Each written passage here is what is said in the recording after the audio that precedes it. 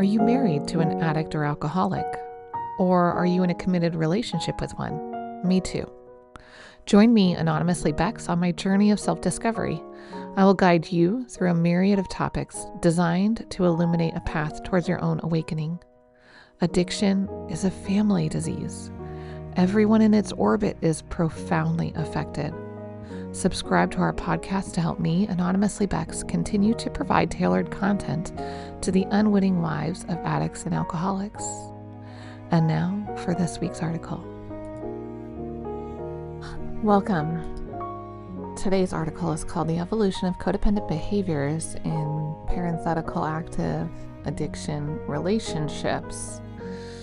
One of the primary reasons I started this blog, this community, was initially the ultimate cathartic act of cleansing and healing.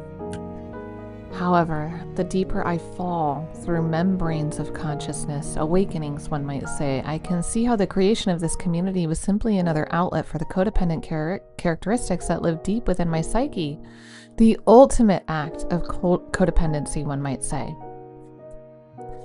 That said, a healthy outlet for these codependent thoughts, behaviors, and desires can only be a positive thing.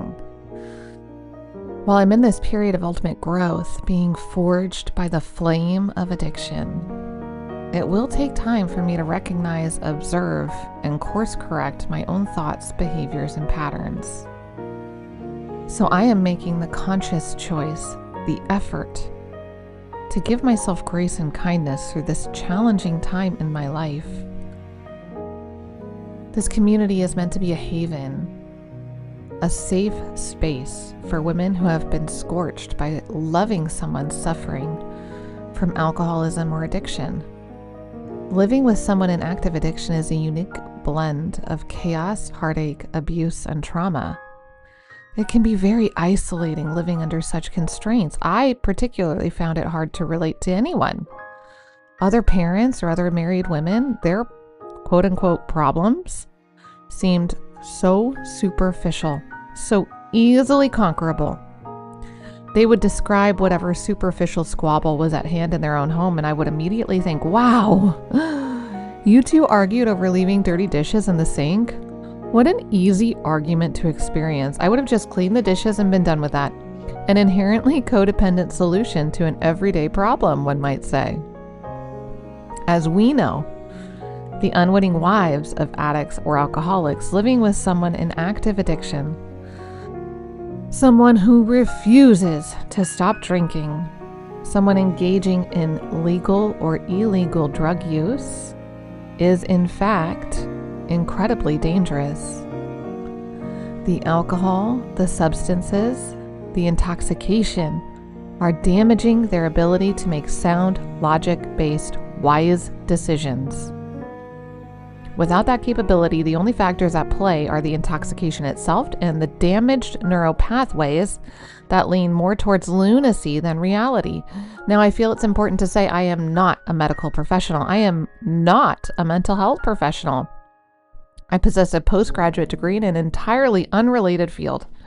I am merely an unwitting wife, a victim of this disease, and an observer of the patterns and behaviors I am witnessing firsthand. Within my own observations and walking this path of creating firm, healthy boundaries, perhaps for the first time in my own marriage, I habitually return to the same conclusion time and time again. You might be familiar with it. Here it goes. I wish I had acted sooner. Deep breath. I wish I had created healthy, protective boundaries sooner. Here's why. My mental health, my inner peace, my ability to focus on me and my kids has greatly improved. Our house now, without someone living in active addiction, is harmonious. Even on our hardest day, we are able to live in harmony. We are able to resolve any conflict. We are able to show each other genuine love, compassion, understanding, and grace. This disease is progressive. The longer the host engages in the intoxication, the substances, the alcohol, the more damage is being done to their brain. And there is a point where the damage is so severe, it becomes irreparable. Living in the orbit of someone who is habitually intoxicated is risky, is dangerous. You are not physically, emotionally, or mentally safe or healthy living so close to such darkness. Those are the reasons I wish I had acted sooner. So I return to the same question.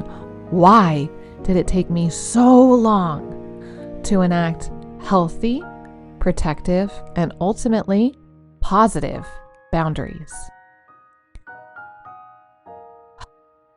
The answer is simple. I was terrified. I was terrified. The fear kept saying things like, and we'll go through each one. What will you do without your husband? What will people think of you after a divorce? People will assume that it's your fault you got divorced and that he left you. What will happen to the kids if something happens to you? You can't do this alone. How will you pay for anything? You live off of his resources, his money, his health insurance, his. I was also clinging to that deeply felt emotion I had for the person he used to be. I love that person, and I always will. Do any of these thoughts sound familiar to you? Do you know the paralyzing fear I am describing? If you do, that's great. You're in good company. The good news is it's just fear. It's just an emotion. Sure, it feels huge, heavy, and encompassing, sometimes suffocating. But the truth is, are you ready? Here's the truth. You are already experiencing something so much harder. It's happening right now. If you are living with someone with active addiction, someone actively drinking, your reality is so much more chaotic, fraught with discord and trauma than any big emotion. So let's disarm the fears one by one. I think it'll be helpful to go through each of the fears and disarm it together, illuminating a path towards a healthier thought process for you, the unwitting wife. Here we go. The fear kept saying things like, what will you do without your husband? Let's ask ourselves, oh my gosh, what will we do without caretaking for someone who is intoxicated, unstable, at times abusive? What will our lives and our kids' lives look like without that presence? Maybe the illusion of doing it all feels overwhelming, but consider this, that mess that your drunk husband made in the middle of the night that you wait up to clean or stifle. What if you no longer had that task? What if you went to bed and slept through the whole night feeling safe, without fear, without anxiety, without the threat of an intoxicated person wreaking havoc in the night? The truth is, you have been a caretaker for your addicted spouse. This is not a partnership. It is not a relationship. You have another human to look after, but this one is full grown, combative, abusive, and only concerned with their own intoxication. That's the truth. Without that battle in your home, in your head, in your heart every day, you can find peace.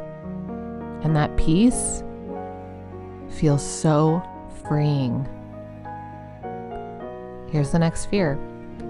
What will people think of you after a divorce? Perhaps you're concerned about how people will perceive you. I know this feeling. The day I stopped wearing my wedding ring, I immediately felt vulnerable. Why is that? Why is that? The truth is, I'm actually a better person now. I'm stronger, I'm more capable, I'm wiser, and my home is now a safe space. That's the truth. People will assume it's your fault you got divorced. This is the next fear. People will assume it's your fault that you got divorced, that he left you. Okay, so what if people assume that the divorce is your fault? Why does that matter to you? The truth is, there are people in the world who will always make snap judgments about you regardless of the scenario. They may even buy into the illusion of the perfect household that you've been propping up all these years, but why does that matter? What if, I ask you, what if they knew the truth about what's happening in your home? they would certainly draw judgment then. And that judgment would be rooted in truth rather than some silly illusion. Here's the next fear. What will happen to the kids if something happens to you? I have this very real fear, and yes, it's terrifying. What if something happens to me? I'm a single parent now. Want to hear something even scarier? Are you ready? What if you stay married to this person addicted to alcohol, substances, gambling, sex, etc.? And then what if something happens to you? Then your kids will be left in the care of the only parent around, the one who is categorically unable to be a parent. By enacting healthy protective boundaries, you are enabling yourself to put a logical, wise plan of action in place in case something does happen to you. You are taking back control and ensuring your kids are shrouded with safeguards. Here's the next fear. You can't do this alone. I know I have that thought a lot. You can't do this alone. Are you ready for the truth? Here we go. You are already doing this alone. It's happening right now. If you are living with someone in active addiction, active alcoholism, you are already doing this alone. In fact, you're going above and beyond by caretaking for a grown human living in addiction. In this scenario specifically, being quote unquote alone, or consider this, without someone living in active addiction, is the best thing for everyone. For everyone. Next fear. How will you pay for anything? You live off of his resources, his money, his insurance, his. This is a big one and a very, very real one. Here's the truth. He has a fiduciary responsibility to look after his family, whether or not he has the privilege of being married to you or the privilege of living under the same roof as you and your kids. That's the truth. Recognize that whatever narrative he's been clinging to about finances specifically is likely driven by his compulsion to fund his addiction, his intoxication.